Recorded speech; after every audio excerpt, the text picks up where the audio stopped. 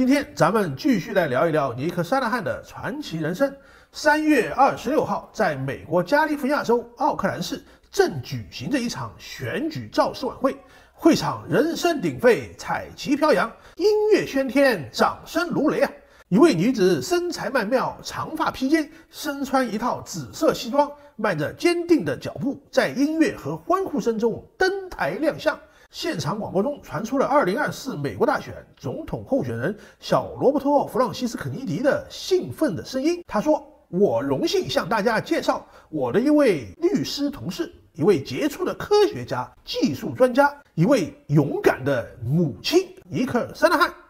小罗伯托·弗朗西斯·肯尼迪是美国前总统约翰·肯尼迪的侄子啊。这一次以独立候选人的身份参加2024年美国总统大选。现在他宣布尼克·沙纳汉为他的副总统候选人搭档竞选。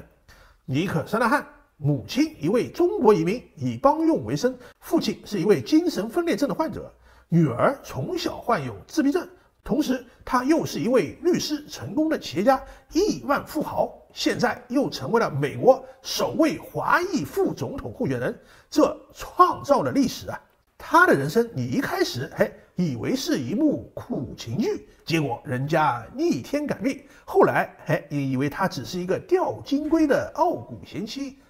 结果人家根本不屑一此。最后翻开一看，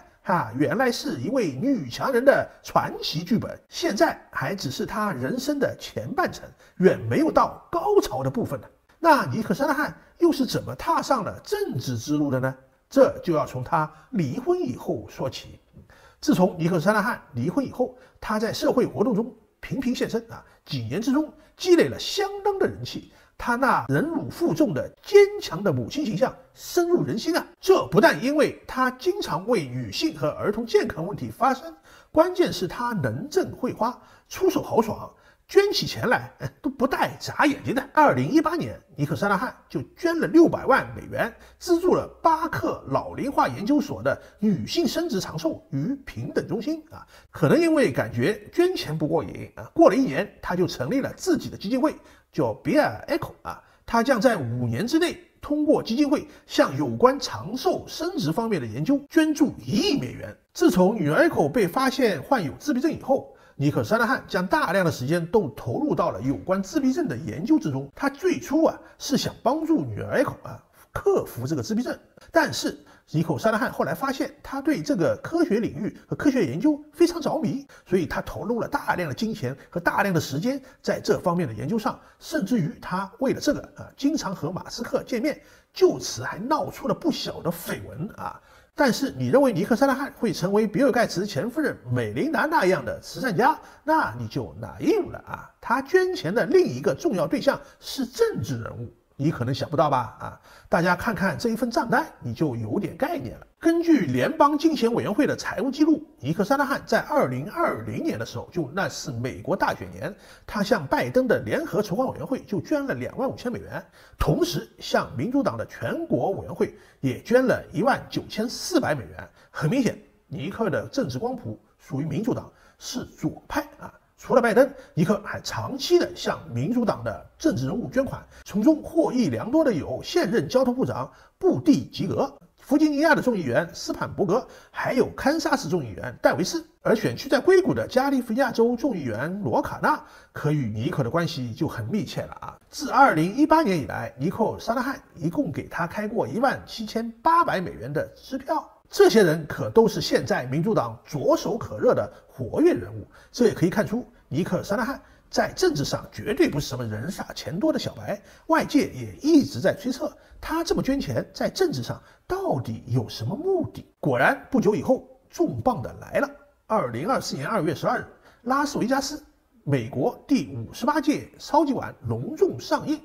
一时间华盖云集，名流荟萃，观众席上各路明星、富豪、政要不胜枚举这一场号称美国春晚的盛会，吸引了惊人的1.2亿收视人数创下了美国电视收视纪录，是1969年阿波罗10月登月以来吸引美国电视观众最多的一次节目啊。而我们的主人公尼克·沙纳汉在这么一场盛宴之上下了一笔大大的赌注。就在这一次的转播之中，小罗伯托·弗朗西斯·肯尼迪投入了一条30秒的竞选广告。这条广告取材于1960年约翰·肯尼迪的竞选广告啊。小肯尼迪这一次把这条广告重新编辑制作了一番啊，把原来广告中的约翰·肯尼迪换成了他自己啊，就是说他打了一张叔叔牌。这张牌打得很有想法啊，应该对60年代、50年代出生的美国人是很有吸引力的啊。据说这条广告的创意也来自于尼克，但这不是重点。重点是这30秒的广告就花了小肯尼迪700万美元啊，折合人民币5000多万啊，这是一笔巨款啊。但是这700万美元中，尼克·沙纳汉一个人就出了500万。这500万就如同是一把尺，他丈量出了尼克·沙纳汉的政治企图心，也可以说这是他的一笔政治赌注。在超选广告发布之后，小肯尼迪的民调就来到了2万数，可以说是立竿见影，效果远超各方预期。因为小肯尼迪以前的民调都是个位数啊，尼克可以说是一战成名，这笔钱花得相当的值啊。超级碗广告的巨大成功，让小肯尼迪对尼克·沙纳汉这位美貌与才华同在的传奇女子刮目相看。果不其然，3月26号，在小肯尼迪家乡奥克兰的一场造势晚会上，他就亲自宣布挑选尼克·沙纳汉担任他的副总统候选人，与自己搭档参选。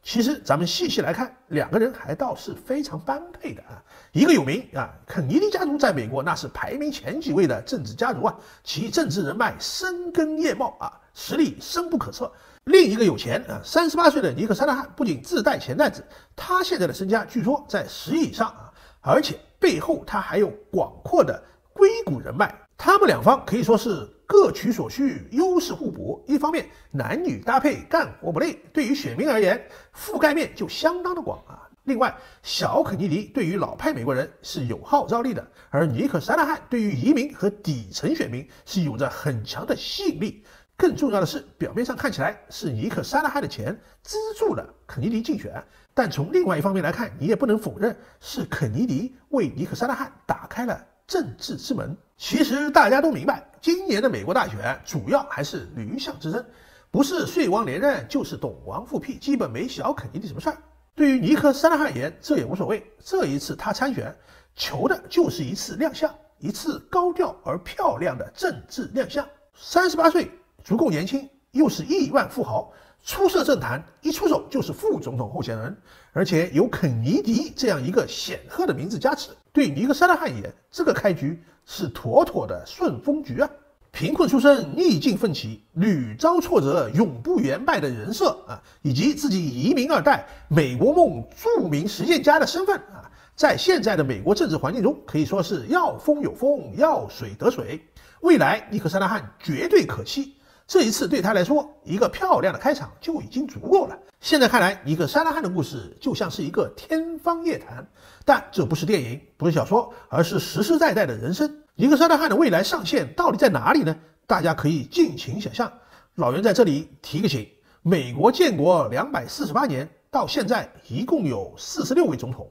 但是还没有出现过一位女总统。好了，关于尼克·沙纳汉的传奇人生，今天就聊到这里。而他的竞选搭档小罗伯托·弗朗西斯·肯尼迪以及他们家族的事儿，那可就多了。老袁从下一期节目开始和大家慢慢聊。